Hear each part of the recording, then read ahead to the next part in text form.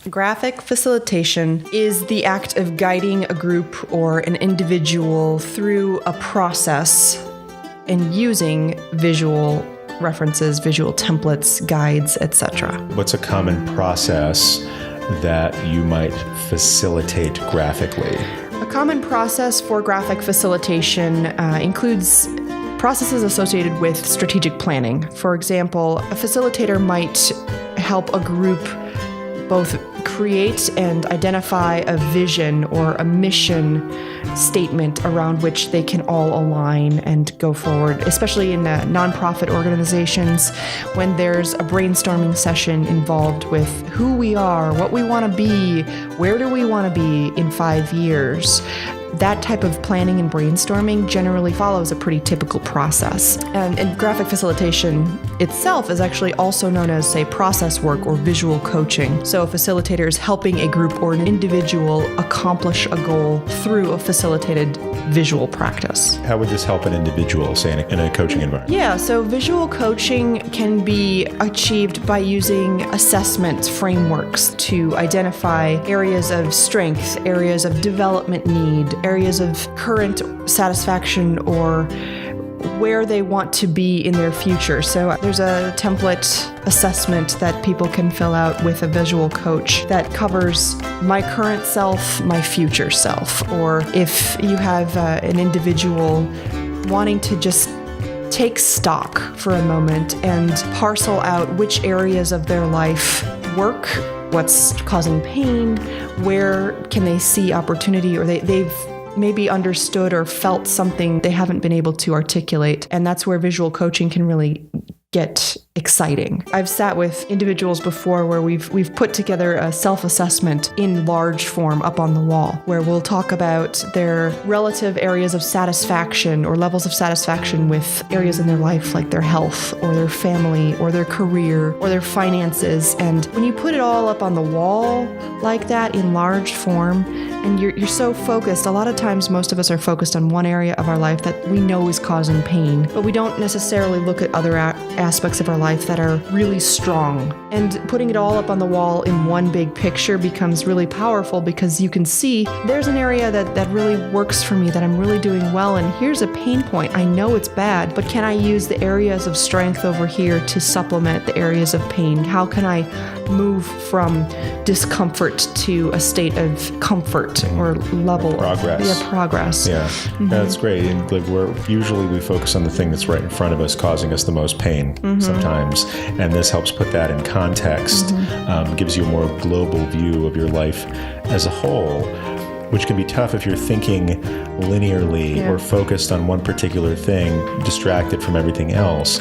This allows you to get a more global view of your life, or in another context, a more global view of your business, and you have all your assets and liabilities up there together, and you can say, well, how do I, I know what my challenges are, but now that I have it in the same room or on the same piece of paper as my assets, I can ask the question, how do I use the assets that I have to meet this challenge that I have? Yeah. One of the visual practitioners in this industry articulated that we don't solve problems in a linear fashion, generally, especially not in a group. But with visual facilitation, we're able to solve problems in more of that kind of crowdsourcing idea. And it's a complexity simplification process. Who's walking down the street right now who could benefit from graphic facilitation if only they knew what it was? People who really would appreciate or benefit from graphic facilitation include people who are in charge of strategic planning processes, maybe workforce development or succession planning. There's also think tanks or product development ideation sources or brainstorming projects. Anytime you've got a group goal-setting event in which you really need to achieve something by the end of a retreat day or weekend, and you need something to show for all of that discussion that's happened, having visual facilitation really empowers the group to think together along a shared mission or process. And The thing that you end up with at the end of a facilitated session is a concrete list of to-do items and owners. So a lot of the benefit of a facilitation session done visually is that you have people's names up on the board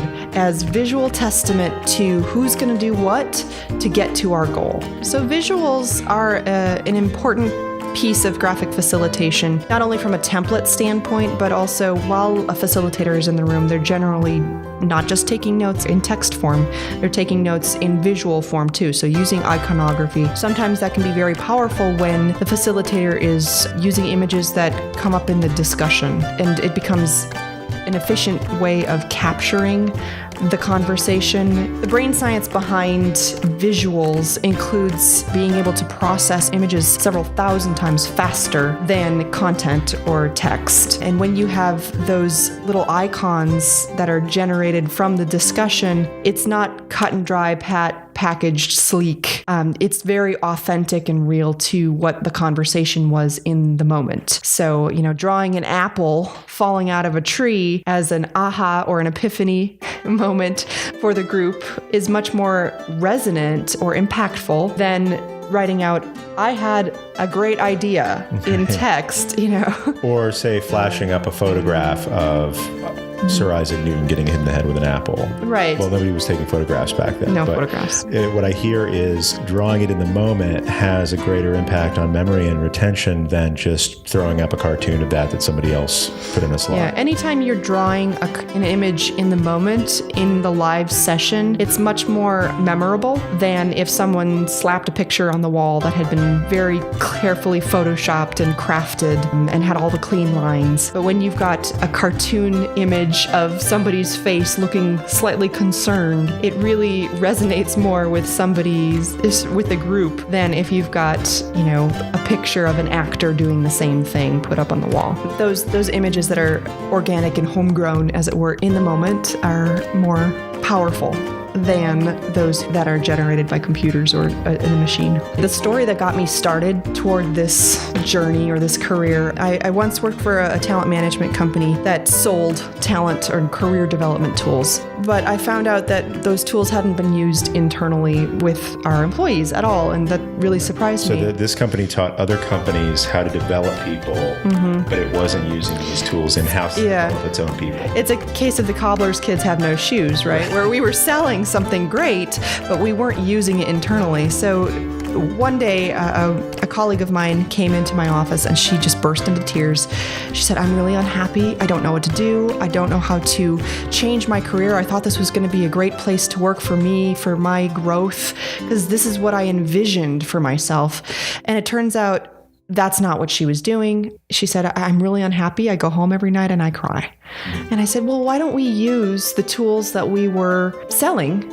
Did you know that we sold career development tools? Why don't we apply them here? So part of that process was a visual coaching assessment using placemats and cards and really applying some self-knowledge to a career path. So we went through that process. We created a visual map of where she had strengths, where she had development needs, and also identified what she wanted from her career and put together a plan that really articulated, this is what I want, this is how I'm going to get there, this is what I'd like to learn next. She put that plan into action, and she was promoted within a couple months of us working to a different business line, to a different role. She's been there for 4.5 years and been promoted twice since then in a much better fit position for her. So using the process of a visual coaching and tangible experience that she got to see and be engaged in really helped her grow and promote herself and get on track with what she wanted to do with her life. Right. So she could have gone to a website and downloaded a guide on how to change your career, but instead you sat with her and went through this coaching exercise using graphic facilitation, and it made it stick. It made it much more accessible. It made a lasting impact on her career. And it actually made a lasting impact on mine too, because I found myself really excited by getting her where she wanted to go. So I started thinking, well, how can I get more of that in my life? How can I help more people grow and develop? How can I use these tools that I've been given and these skills to impact things positively? And there's no reason why these skills or graphic facilitation skills in general can't work for groups. So I started looking into, how do I make this into a workshop? What do I do for other people, and how do I get them to move through a process and achieve something bigger than what they thought they could do? That's really what kicked off my interest in career development and graphic recording and graphic facilitation tools for learning and development.